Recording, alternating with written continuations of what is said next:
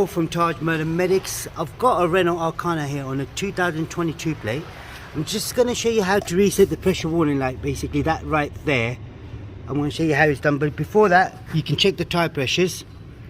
They're just right here, so you've got the tyre sizes, just make sure which ones you've got on there, and then accordingly just top them up with tyre pressures. So to do it, it is a simple procedure.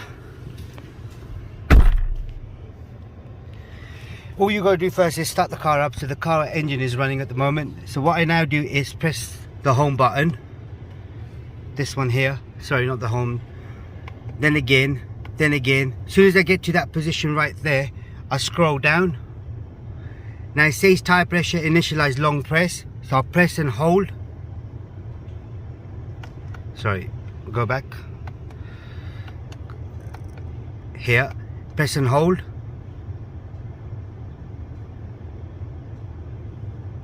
That's it. As you can see now, I'm still pressing it. Now I've let go of the button and you can see the tyre pressure is gone. That's all it was on this particular model. If you've got something like this and you want to reset the tyre pressure light, this is how you do it.